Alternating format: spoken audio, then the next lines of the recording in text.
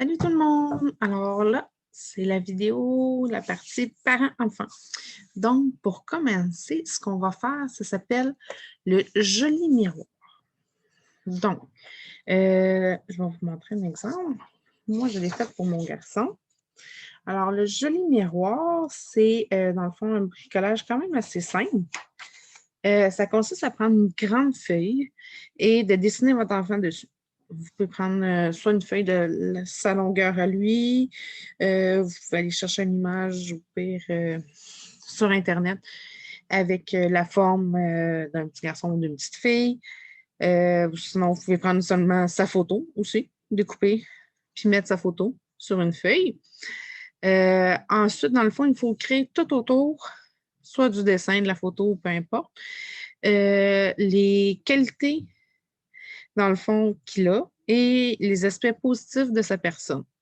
Tu sais, comme moi, regardez, je vais vous montrer là ici. Tu sais, j'ai marqué comme quoi qu'il était persévérant, logique pour résoudre des problèmes. Il, il a beaucoup d'imagination, il est capable de s'occuper de ça, dessiner, il dessine bien. Euh, Après ça, il découpe bien, il sait courir, sauter, etc. Une fois que ça, c'est fait, ce que vous pouvez faire, c'est le mettre dans une feuille plastique, puis l'afficher, dans le fond, dans sa chambre. Puis, une fois par jour, au minimum, dans le fond, c'est faire l'effort de souligner un aspect ou une qualité positive dans un contexte précis. Tu sais, comme exemple,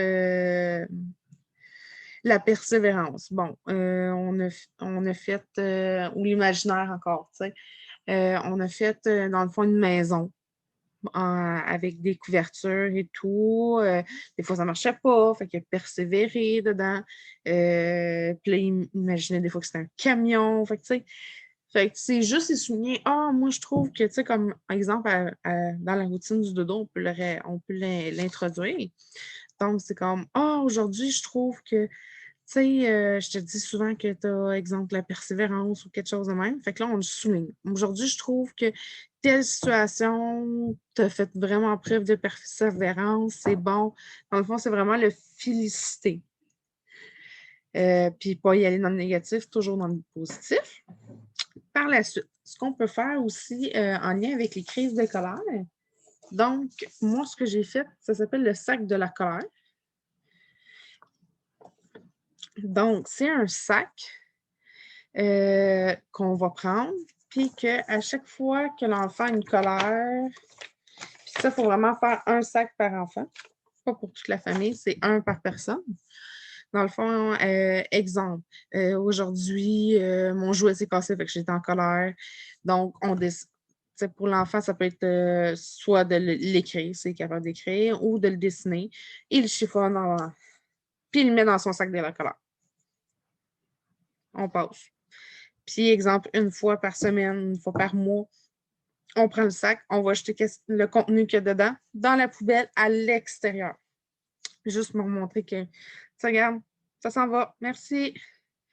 Fait que c'est vraiment tout ce qui est émotion désagréable, situation, peu importe, dans le fond, qu'il peut avoir ressenti. Puis c'est le mettre dans le sac de la colère.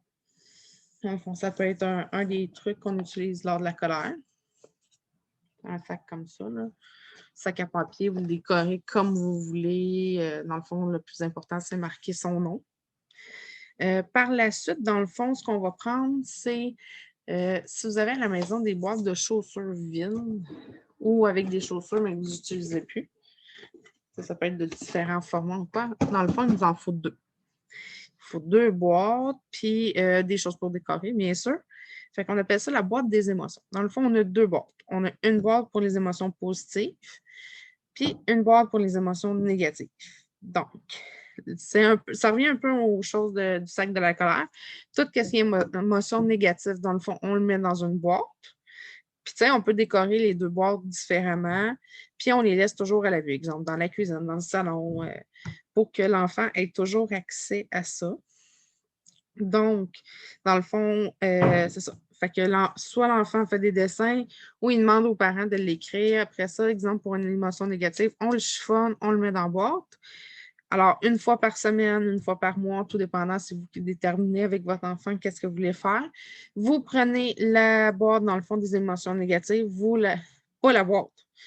Ce qu'il y a dans la boîte des émotions négatives, dans le fond, vous le jetez à la poubelle. Ou dans ce cas-ci, ça peut être le bac de recyclage aussi, mais en tout cas, vous comprenez.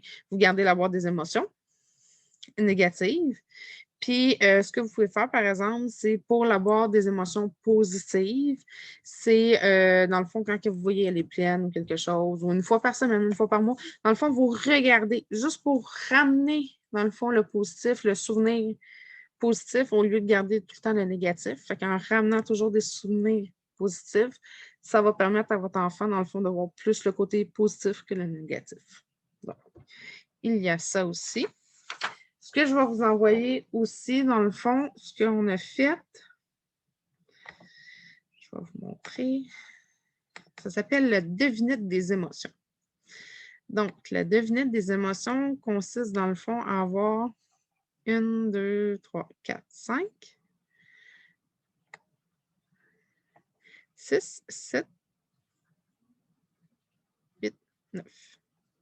Dans le fond, vous avez 9 émotions ici. D'accord?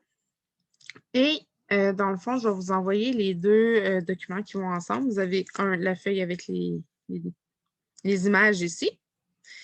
Puis, dans le fond, vous allez avoir par la suite des petites vignettes comme ça. Exemple, je vais vous donner un exemple. J'ai 2 oreilles, un collier rouge, je suis noir et blanc. Il y a beaucoup de larmes qui coulent de mes yeux, je suis triste. Dans le fond, c'est encore une fois pour aider avec les émotions. Dans le fond, vu qu'on a une image, bon, c'est sûr qu'on parle d'animaux, là, mais presque humain, dans le fond, d'une émotion. C'est pour les aider à reconnaître les émotions, en même temps d'en faire un jeu qui peut durer environ 5-10 minutes, tout dépendant de l'âge de l'enfant. Donc, ce qu'on fait, c'est ça. Tu sais, j'ai 2 oreilles. Bon, 2 oreilles. C'est sûr que ce n'est pas une abeille, ça a des antennes en abeille. Il y a le chat et le chien. Bon, j'ai un collier rouge.